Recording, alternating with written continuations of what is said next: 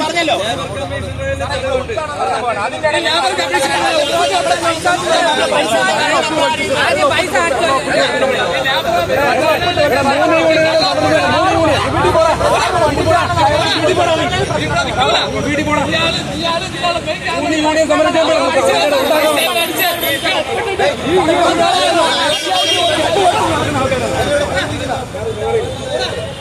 മൂന്ന് മാസം മുമ്പ് സമരം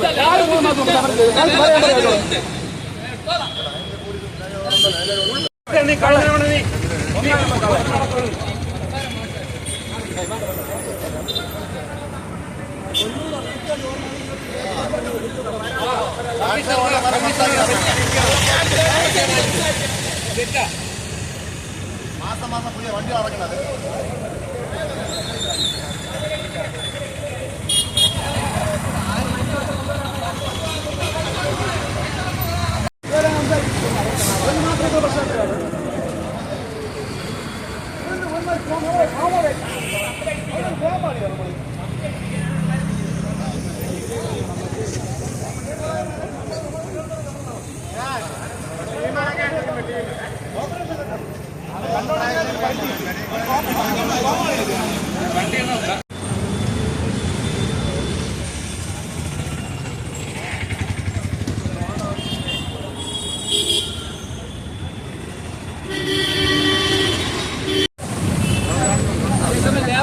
കഴിഞ്ഞ സമരത്തിന് ഈ പുള്ളി 2000 ഇവിടെ നിൽക്കുന്ന റൈഡേഴ്സിന്റെ ഒപ്പ് മേടിച്ചുകൊണ്ട് ലേബർ ഓഫീസിൽ കൊണ്ട് ഈ വേതനം മതി വ്യക്തിയാണ് ഈ വ്യക്തി.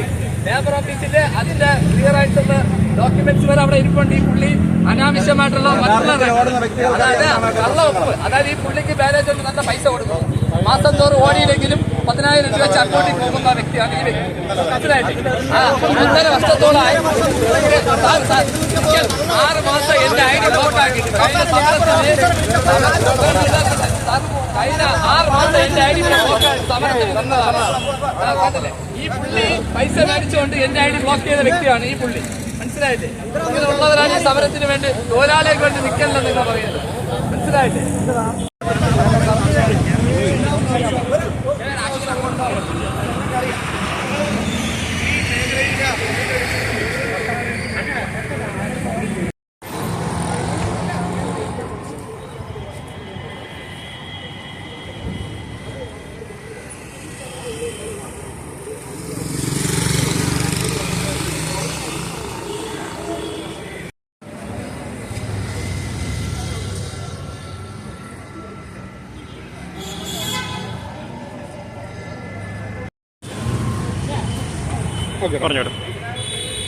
നമ്മൾ ഇന്ന് ഇവിടെ CITU, INTUC, AITUC മറ്റ് ഇതര സംഘടനകളും ഒരു സംഘടനയിലില്ലാത്തവരും എല്ലാവരും ചേർന്നുള്ള ഒരു സംയുക്ത സമരസമിതിയുടെ സ്വിഗ്ഗിയുടെ പ്രതിഷേധമാണ് നടക്കുന്നത്. ഇന്ന് മുതൽ നമ്മൾ തുടർച്ചയായിട്ട് അനിശ്ചിതകാല സമരമാണ്. കമ്പനി നമ്മുടെ ആവശ്യങ്ങൾ പരിഗണിക്കുന്നത് വരെ. പ്രധാനമായിട്ടും നമ്മൾ കഴിഞ്ഞ 8 വർഷമായിട്ട് അടിസ്ഥാന ശമ്പളം 25 രൂപ നൽകിക്കൊണ്ടിരിക്കുന്നത്. കഴിഞ്ഞ 1.5 വർഷം മുമ്പ് 8 രൂപ നൽകാമെന്ന് അന്നത്തെ റേറ്റ് അനുസരിച്ച് ലേബർ കമ്മീഷണർ ഓഫീസിൽ വന്ന് എഗ്രിമെൻറ്റ് ചെയ്തു പോകും. അതായത് കമ്പനി ഇതുവരേക്ക് ആ തുക നൽകിയിട്ടില്ല. അപ്പോൾ ഇന്നത്തെ മാനദണ്ഡം അനുസരിച്ച് നമുക്ക് 10 രൂപ കിട്ടിയാലേ മുതലാവുകയുള്ളൂ.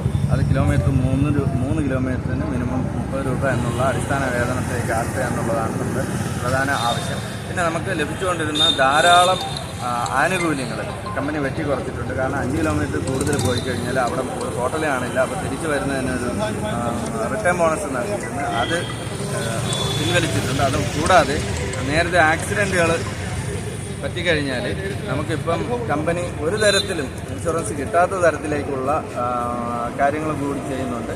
നമ്മൾ എല്ലാ ആപ്ലിക്കേഷനും നടത്തി കഴിഞ്ഞാൽ അവർ മുഖാന്തരം ചെയ്താൽ പോലും നമുക്ക് നമ്മുടെ തൊഴിലാളികൾക്ക് ആക്സിഡൻറ്റിന് പേയ്മെൻറ്റ് നൽകുകയോ ഇല്ലെന്നുണ്ടെങ്കിൽ നമ്മുടെ ലോസ് ഓഫ് പേ എന്ന് പറയും. ഒരു ദിവസം ജോലി ചെയ്യാൻ കഴിയാത്തതിന് 300 രൂപ നൽകാമെന്ന് പറഞ്ഞ് നമ്മളിന്ന് ഇൻഷുറൻസ് പിടിച്ചിട്ടുള്ളതാണ്.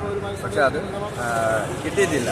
പിന്നെ മറ്റൊരു പ്രധാന കാര്യം ഒരു മനുഷ്യാവകാശ ലംഘനവും കൂടിയാണ്. നമുക്ക് വിശ്രമിക്കാനും മറ്റ് പ്രാഥമിക ആവശ്യങ്ങൾ നിർവഹിക്കുന്നതിന് വേണ്ടിയിട്ട് കമ്പനിക്ക് 8ഓളം ഔട്ട്ലെറ്റുണ്ട് ഇൻസ്റ്റാമാർട്ട് എന്ന രീതിയിൽ. അപ്പോൾ അതിൽ ഇപ്പോൾ നമ്മുടെ കഴിഞ്ഞ സമരം പ്രഖ്യാപിച്ചപ്പോൾ 1-2 സ്ഥലത്ത് വച്ചിട്ടുണ്ട്. ഈ സമരത്തിന് മുമ്പ് ഒരിടത്ത് വെച്ചിട്ടുണ്ട്. ഇപ്പോഴും പല സ്ഥലങ്ങളിലും അത് കൊടുക്കാനുണ്ട്.